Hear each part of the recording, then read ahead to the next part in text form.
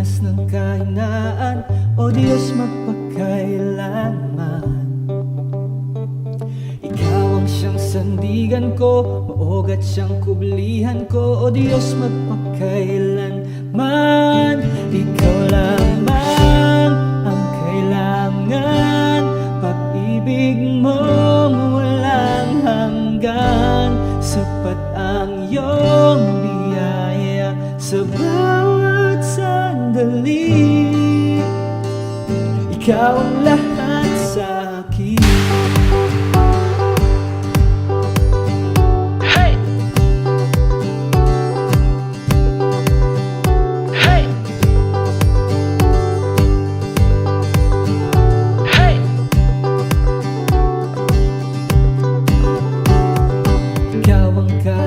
Sa oras ng kahinaan, o Diyos magpakailanman.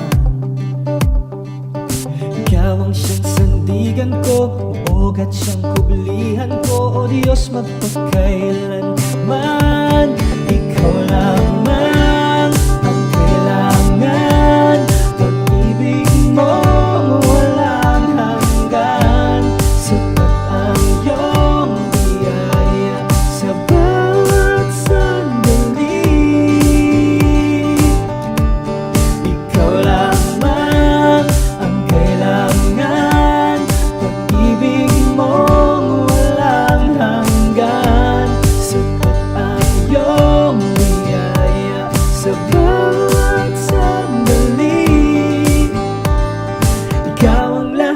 sa akin.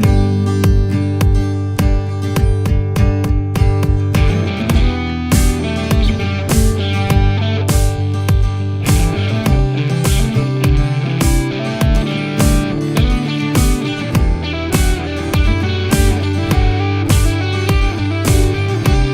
lamang ang kailangan, pag-ibig mong walang hanggan. Sapat ang iyong biyaya sa bawat sandali. Ikaw lamang ang kailangan, pag-ibig mong walang hanggan. Sapat ang iyong biyaya sa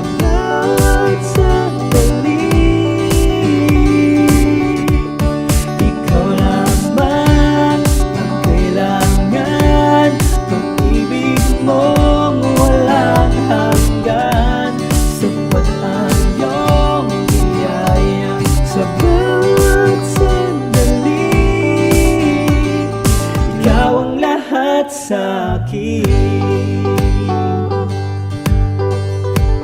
Hey!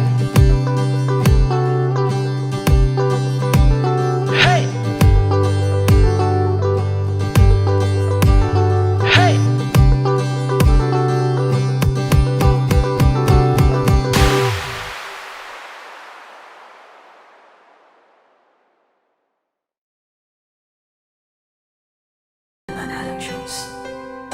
Namamangha kami sa hiwaga ng pag-ibig mo, Panginoong Jesus.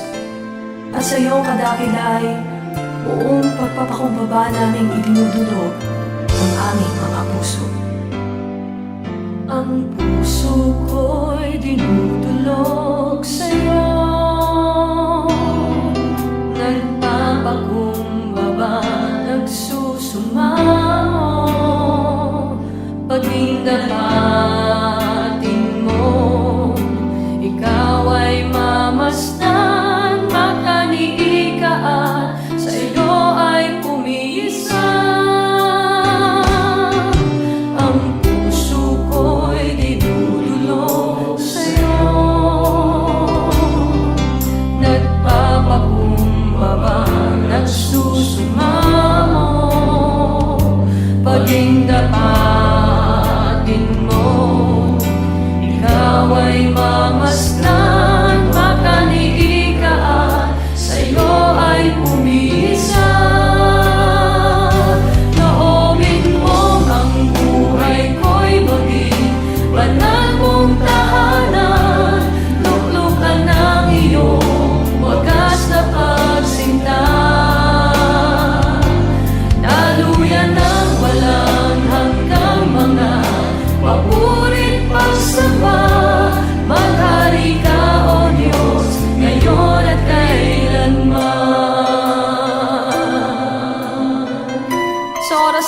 Panginoon, narito po ang aming mga puso. Tanggapin mo ang hain ng pagsamba sa iyo. Tanging sa iyo.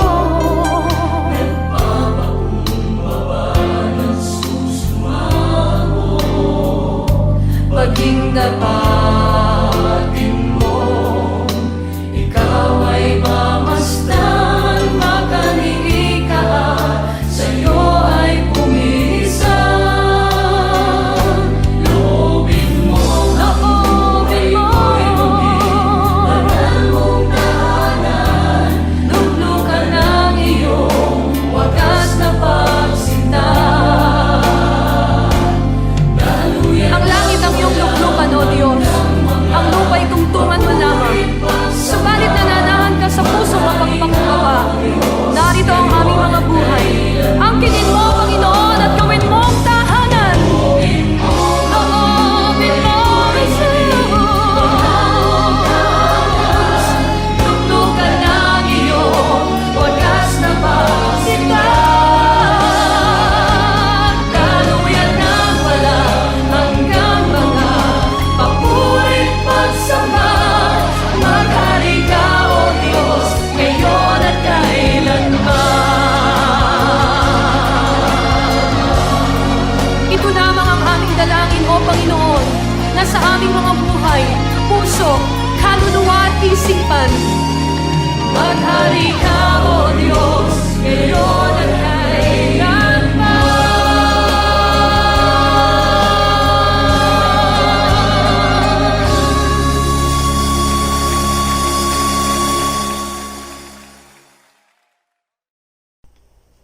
Isang pinagpalang gabi po sa inyong lahat mga kapatid dyan sa River of God, Revival Church of Marilao.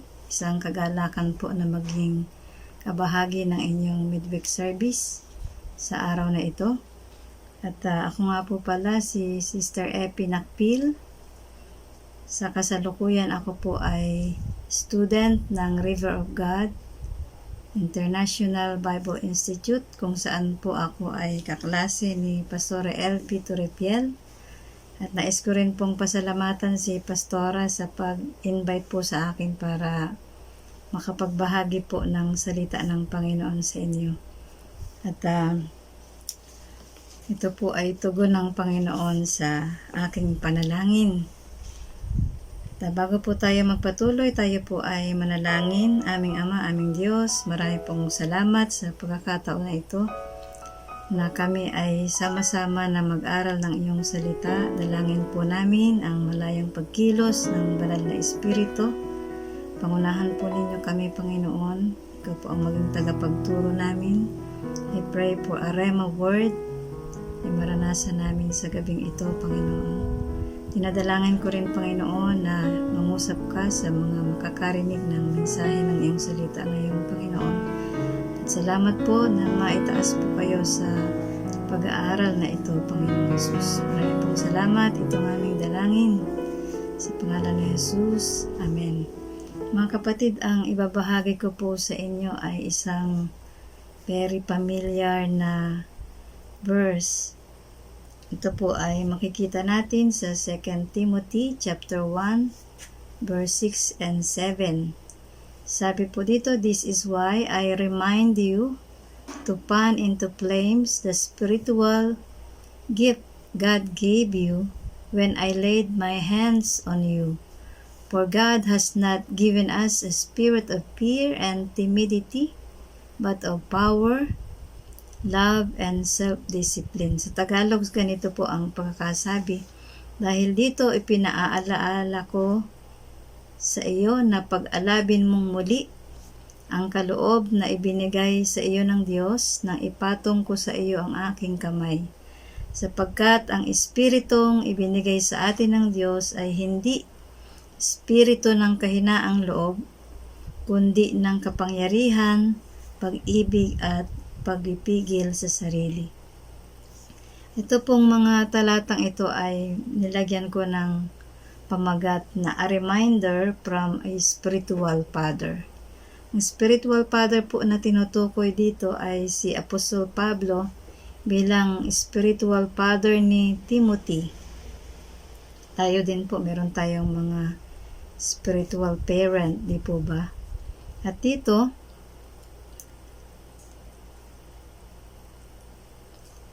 ang salita ng Panginoon ay makita natin yung kagandahan ng puso ng isang spiritual father kagaya ni Apostol Pablo, na siya ay laging merong paalala sa kanyang spiritual son na si Timothy. Meron din pong isang punchline, ang sabi ganito: "Reminder is a medicine for the person who forgets."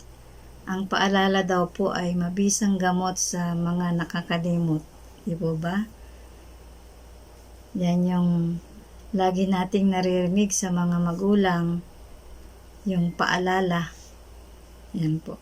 So dito po sa mga mga aklat na isinulat ni Apostol Pablo, mapapansin po natin yung laging mayroon siyang paalala o reminder.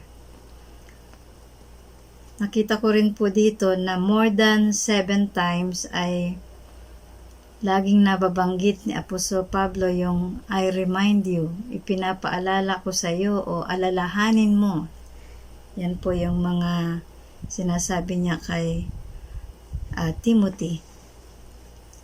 At dito bilang spiritual father kay Timothy, ganon din po tayo bilang mga magulang sa ating mga spiritual children or biological children. Lagi po tayong may bilin, di po ba, sa ating mga anak. Minsan may mga post tayo sa kanilang pintuan sa mga rep natin, sa kung saan naglalagay po tayo ng notes bilang paalala. Lagi po tayong nagbibigay ng mga reminder para maalala nila kung ano yung dapat nilang gawin, kasi madalas kahit kabataan nakakalimot na. At dito din po na-realize ko na mainam na tayo ay nagbibigay ng paalala sa ating mga anak rather than pinagagalitan sila. Ito po yung napansin ko dito sa karakteristik ni Apostol Pablo, na lagi siyang may paalala bilang magulang, spiritual father kay Timothy. Sino nga ba itong si Timothy?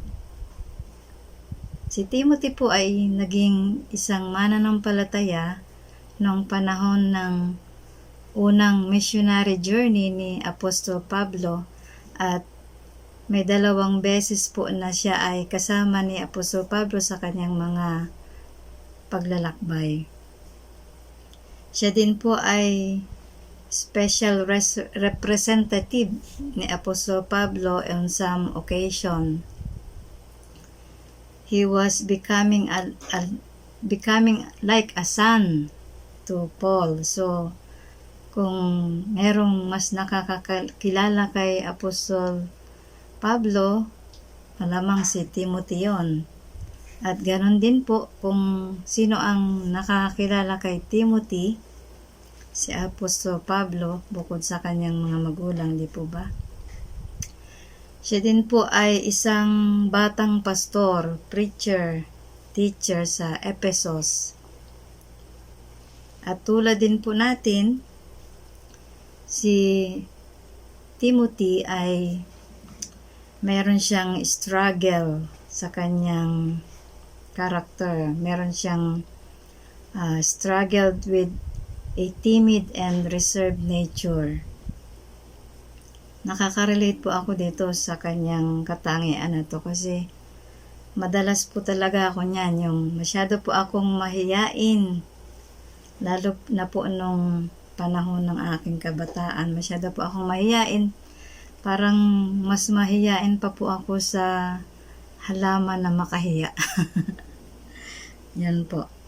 At pero salamat sa Panginoon, yung mahiyain na yun ay minsan may mga pagkakataon na ay accept yung mga bagay na ganoon as challenge. Kagaya po nitong pagsasalita, pag-share ng salita ng Panginoon. Hindi ko po ito nagagawa noon dahil nga po masyado po akong mahiyain.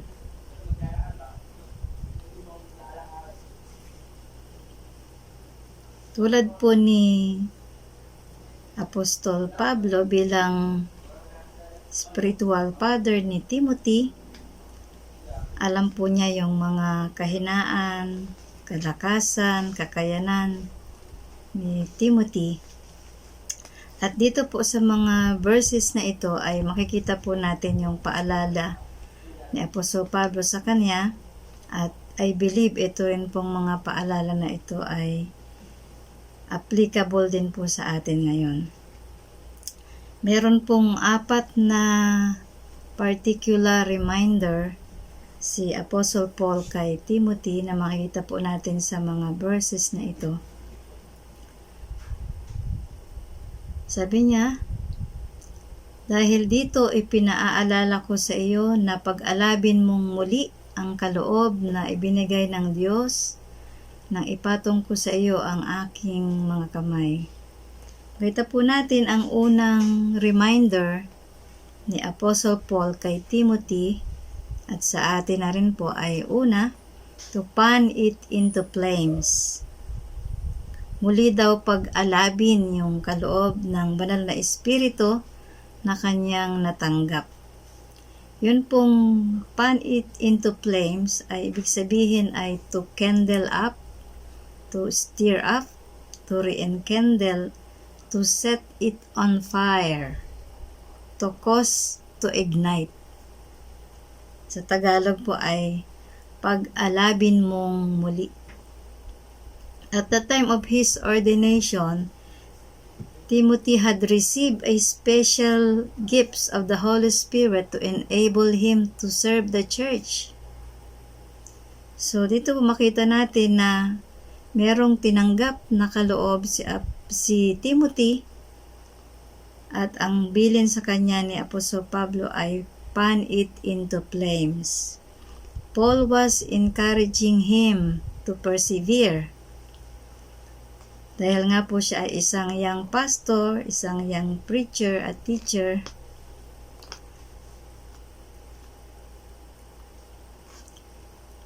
At dito rin po makikita natin yung pangalawang reminder ni Paul kay Timothy.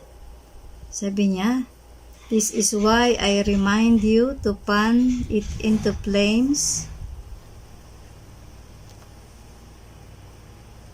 The spiritual gift of God gave you when I laid my hands on you. Bukod sa sabi niya ay pag-alabin mong muli ang kaloob na ibinigay sa iyo ng Diyos nang ipatong ko sa iyo ang aking mga kamay. Dito ay ni-remind din po ni Paul si Timothy that the gift is in him. Dapat ma-recognize po ng bawat isa sa atin na the gift is in you, mga kapatid. The gift is in me. Nung tayo po ay patungan ng kamay, ang banal na espiritu ay nagkaloob ng iba't ibang mga regalo o kaloob ng banal na espiritu. Kagaya ng sinasabi po doon sa Hebreo chapter 2 verse 4, sa huling bahagi doon, ang sabi niya na ang kaloob ng banal na espiritu ay ipinagkaloob sa atin ayon sa kaniyang kalooban. So makita po natin that the gift of the Holy Spirit is in you and in me. Amen? It is distributed according to the will of God for the benefit of the body of Christ, for the advancement of the kingdom of God.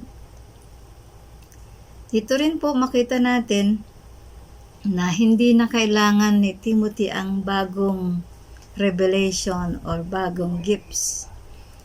Kailangan lang po niya ng courage and self-discipline to hang on to the truth and use the gifts he has already received. Ganon din po tayo, bawat isa po tayo sa atin ay binigyan ng kaloob At kailangan po natin lang itong i-recognize. Alalahanin natin, gamitin natin ang mga kaloob na ibinigay po sa atin ng banal na Espiritu. Makita rin po natin dito, the spiritual gift has given to Timothy when Paul and the elders had laid hands on him and set him apart for the ministry. Ganon din po tayo, no? God gives us the gifts to use to build up the body of Christ. Mga kapatid, you are gifted. Amen? May mga pagkakataon po na feeling natin unable tayo or weak tayo or parang less ang ating value, pero the truth is we are all gifted in more areas sa buhay po natin. Yun po yung katotohanan na sinasabi po ng salita ng Diyos. Bukod po dito sa paalalang ito ni Apostol Pablo, sa kanya ay may mga nauna pang paalala sa kanya si Paul. Makikita po natin doon sa 1 Timothy chapter 4 verse 14 hanggang 16. Ang sabi po niya doon ay do not neglect the gift that you have, which was given you by prophecy, when the council of elders laid their hands on you. Practice these things, devote yourself to them, so that all may see your progress. Keep a close watch on yourself, on the teaching. Persist on this, for by so doing you will save yourself and your hearers. Huwag mong pabayaan ang kaloob na ibinigay sa iyo ng mga propeta at ipatong ng mga matatandang pinuno ang kanilang kamay. Isagawa mo ang mga ito at pag-ukulan mo ng panahon upang makita ng lahat ang iyong paglago. Pakaingatan mo ang iyong sarili at ang iyong pagtuturo. Patuloy mong gawin ang mga ito sapagkat sa paggawa mo nito ay maliligtas ka pati ang mga nakikinig sa iyo. So makita po natin na bago may nauna pang paalala si Apostol Pablo sa kanya. Sinabi niya kay Timothy doon sa 1 Timothy chapter 4 verse 14 hanggang 16. Dito po makita natin na si Timothy ay itinalaga bilang isang young pastor, preacher at teacher. Siya ay pinatungan ng mga kamay ng mga elders. Makita natin he was ordained at binigyan ng banal na espiritu ng mga kaloob. Bagamat tulad mo, tulad ko, meron po rin siyang mga weakness. Dahil siya ay isang batang pastor, bata ng tawagin ng Panginoon. Nung panahon po na yun ay laganap ang persecution, false teachers. Possible na kasama rin dyan yung mga conflict among believers and unbelievers na minsan nararanasan din natin ngayon, di po ba? Doon sa ating binasa po kanina, meron po akong na-discover dito na 3 keywords kung paano natin pag-alabing muli yung mga kaloob ng banal na espiritu sa atin. Una, sabi niya po doon sa chapter 4 verse 15, practice these things, devote yourself to them, so that all may see your progress. Ang isa pong unang nakita ko dito na keywords to stir up our gift ay tinawag ko po itong 3 P's. Una po ay sabi niya doon, practice. Ibig sabihin po ng practice ay to do over and over so as to become skilled. Sabi sa Tagalog, isagawa mo ang mga ito at pag-ukulan mo ng panahon. So kapag makita natin yung word na practice. Sabi nga nila ay practice makes perfect. Kung halimbawa, isa kang dating musician, diba? Kapag hindi mo na ipapractice yung iyong mga kaloob, yan po ay kakalawangin. So, kapag tayo po ay binigyan ng kaloob, gaya ni Timothy, dapat po natin itong hindi itinatago, kundi pinapractice po natin ito para lalo siyang nade-develop, na-enhance po yung ating mga kakayanan. Kagaya nga po ng sinasabi ko kanina na masyado po akong mahiyain noon. Pero dahil po sa napapractice, ayun, medyo nade-develop, nagkakaroon ng lakas ng loob, nabawasan na yung hiya. Ayan, so kailangan po na ipinapractice po natin yung mga kaloob na ibinigay sa atin ng Panginoon. At pangalawa, sabi po doon ay practice these things, devote yourself to them so that all may see your progress. So yung pong pangalawang P ay progress. Progress po ay forward movement, advancement, or process. Diba? Kapag meron kang aim, meron kang goal, kapag na-practice mo yan, nagpo-progress ka, forward movement ka, na-a-advance yung iyong kakayanan. Kaya sabi niya doon, pag-ukulan mo ng panahon upang makita ang iyong paglago. Kapag ang ating mga anak o mga anak sa spiritual ay nakikita po nating lumalago, nai-enhance yung kanilang mga kakayanan, nagiging kagamit-gamit sa Panginoon, una pong nagagalak yung mga spiritual parent po natin. Amen po ba? At syempre, bukod po doon sa ating mga kakayanan, of course mga kapatid, ang pinakamainam na progress ay yung ang buhay ay binago ng Panginoon. Aanhin po natin yung maraming kaloob kung hindi naman makita sa buhay natin yung transformation. Amen? Ayan, so yun po yung pangalawa. At sa verse 16, sabi niya po doon, makikita natin dito yung pangatlo, keep a close watch on yourself and on the teaching. Persist on this, for by so doing you will save yourself and your hearers. So makita po natin yung pangatlo ay persist. So una ay practice, pangalawa ay progress, and then pangatlo ay persist. Persist daw po ay to continue despite difficulties or discouragement. Sabi niya sa kanya, pakaingatan mo ang iyong sarili at ang iyong pagtuturo. Patuloy mong gawin ang mga ito, sapagkat sa paggawa mo nito ay maliligtas ka, pati ang mga nakikinig sa iyo.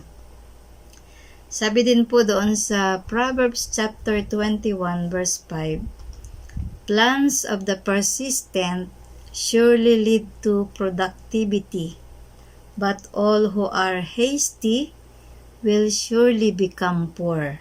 So kapag tayo po ay merong aim, meron tayong goal, meron tayong dinidesire na maabot po natin, kailangan ay i-persist po natin ito.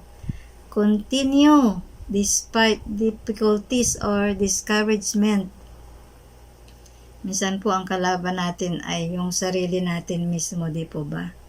At sabi rin po sa Galatians chapter 6 verse 9, and let us not grow weary of doing good, for in due season we will reap if we do not give up. So kapag daw tayo ay hindi mag-give up, aanihin po natin yung ating mga inaasam na paglago. May iba't iba pong pagkatawag ang bawat isa sa atin at iba't iba rin ang kaloob ng banal na espiritu at kailangan po natin ang bawat isa para mapalago ang gawain ng Panginoon. Kapag ang isang anak po o mga spiritual sons and daughters ay meron pong mga natutupad na pangarap, o ang anak natin ay may natupad na pangarap, tayo pong mga magulang yung unang nagagalak at nagdiriwang. Ganon din po sa gawain ng Panginoon bilang mga magulang, kamanggagawa ng Panginoon kapag ang mga ipinagkatiwala po ng Diyos, yung mga members sa Body of Christ ay gumagawa ayon sa pagkatawag ng Panginoon, isinasagawa po ito, practicing our gifts, progressing, persisting sa kanilang buhay spiritual. Unang-una din po na yung mga spiritual parents ay nagagalak, nalulubos yung kanilang kagalakan. Kaya sabi rin ni Apostol Pablo, kapag naaalala ko ang iyong pagluha, nananabik akong makita ka upang malubos ang aking kagalakan. Din po sa 2 Timothy chapter 2 verse 4 po yun. At pangatlo na paalala po ni Apostol Pablo kay Timothy ay makikita po natin doon sa 2 Timothy chapter 1 verse 7.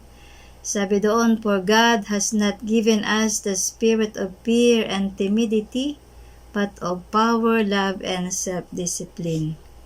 So makita po natin, sabi doon, binigyan tayo ng Diyos ng espiritu, pero hindi doon kasama yung spirit of fear and timidity. God has not given us the spirit of fear and timidity. Yung fear and timidity po dito ay yung lacking in courage or self-confidence. Yan po siguro yung wala ako noong mga panahon ng aking kabataan. Sapagkat ang espiritong ibinigay sa atin ng Diyos ay hindi espiritu ng kahinaan ng loob, kundi ng kapangyarihan, pag-ibig at pagpipigil sa sarili.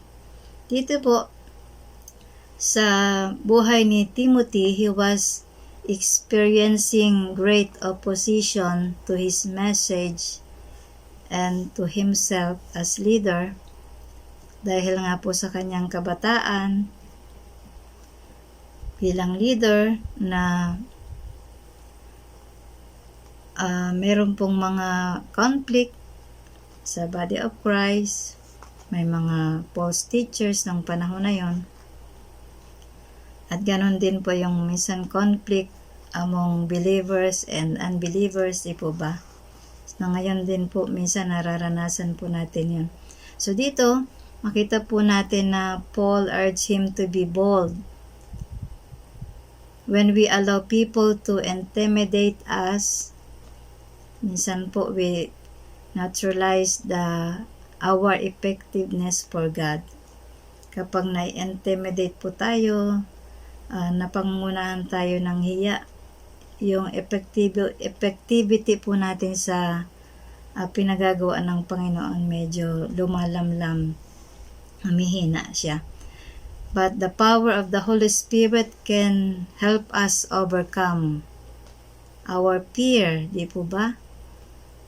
Minsan kung ano ang sasabihin natin, o anong sasabihin ng iba sa atin, anong gagawin sa atin, yan, minsan nagiging hadlang po yun. Nagiging na-intimidate po tayo, nagkakaroon ng fear. Pero sabi po dito, God has not given us the spirit of fear and timidity. At pang-apat, sabi po dito sa verse 7 pa rin, "For God has not given us the spirit of fear, and timidity, but of power, love, and self-discipline. So, makita po natin dito yung pang-apat na paalala ni Apostle Paul kay Timothy. Makita po natin dito para siyang antidote for fear. Una, sabi doon, pinaalala ni Paul sa kanya na ang paglilingkod sa Panginoon ay hindi po sa magitan ng ating lakas, bagkus sa kapangyarihan ng banal na Espiritu. Gayon din po na mahalagang lakipan natin ang pag-ibig at pag-ipigil sa sarili. Amen po ba? So makita po natin dito na ang binigay daw po sa atin ng Panginoon na Spirit ay Spirit of power, love, and self-discipline. Sa ibang translation ay self-control and sound mind. So makita din po natin dito na dapat matuto rin po tayong magbantay. Amen? I-activate po natin yung kapangyarihan ng Diyos sa buhay natin. Kagaya ng sinasabi po doon sa 1 Peter chapter 5 verse 8, sabi niya, be sober-minded, be watchful. Your adversary, the devil, prowls like a roaring lion seeking someone to devour. So, ang kapangyarihan po ng Panginoon na ibinigay sa atin ay enough, sapat po sa ating mga pangailangan. Amen? So, as in conclusion po mga kapatid, ako po ay naniniwala na ang paalala po na ito ni Apostol Pablo ay hindi lamang para kay Timothy, but for every one of us. Na lagi po nating ilagay sa ating isip, sa ating puso. Una, ng paalala po sa atin din ay to fan it into flames. At alalahanin po natin that you are gifted. I am gifted. Amen? At sa atin pong pagpapatuloy sa paglilingkod sa Panginoon, para yun pong mga gift na nasa atin ay mahasa, kailangan po na pinapractice po natin ito. I-aim po natin ang progress, maging persistent po tayo. Amen? At pangatlo, makita po natin na hindi po tayo binigyan ng Diyos ng spirit of fear and timidity. At ang binigay sa atin ng Diyos ay spirito ng kapangyarihan, ng pag-ibig at pagpipigil sa sarili. Muli po, magandang gabi mga kapatid. Nawa po ay napagpala po kayo ng salitang ito ng Panginoon. Paalala po kay Timothy at paalala din po para sa bawat isa sa atin. Marami pong salamat at nawa po maging rema po ang mga salitang ito sa ating mga puso. Hindi ko po alam kung sino ang kinakausap ng Panginoon sa mensahe na ito sa kanyang pakikinig. Nawa po ay marinig natin ang tinig ng Panginoon. Marami pong salamat muli. Tayo po ay manalangin. Aming Ama, aming Diyos na dakila, marami pong salamat sa buhay po ng aking mga kapatid na nakarinig ng mga salita na ito ng paalala ni Apostol Pablo kay Timothy, at ito rin po ay para sa bawat isa sa amin. Dalangin ko po, Panginoon, na ang banal na Espiritu ang siyang kumilos sa bawat isa, maging rema ang mga salitang ito sa bawat isa sa amin. Panginoon, tulungan po ninyo kami to fan it into flames. Ang mga gifts na aming natanggap ay hindi maitago, Panginoon, bagkus ito ay magamit para sa ikalalago ng inyong gawain, Panginoon. At lagi rin po naming maalala na kami ay binigyan mo ng kaloob, Panginoon. Marami pong salamat sa giftings na binigay mo sa bawat isa. Alam po ng bawat isa sa amin kung ano ang mga kaloob na binigay po ninyo sa amin. Tulungan po ninyo na kami na maipractice namin ito. Magkaroon kami ng progression at maging persistent po kami despite of some discouragement o mga hindrance, Panginoon. Maraming pong salamat na hindi mo kami binigyan ng spirit of fear and timidity, but you have given us the spirit of power, love, and self-discipline.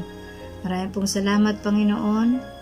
Ikaw po ang nakakaalam kung sino ang kinakausap mo sa magitan ng mensahe na ito, Panginoon. Maraming pong salamat. Dalangin po namin ang bawat isa sa amin, madatnan mong handa hanggang sa iyong pagbabalik. Ito pong aking dalangin sa pangalan ni Jesus. Amen. Maraming pong salamat muli, mga kapatid. Nawa po ay magkita-kita po tayo ng personal sa kapag wala na pong pandemic. Isa pong karangalan na maging kabahagi ninyo sa midweek service ngayong gabi. Muli po, see you!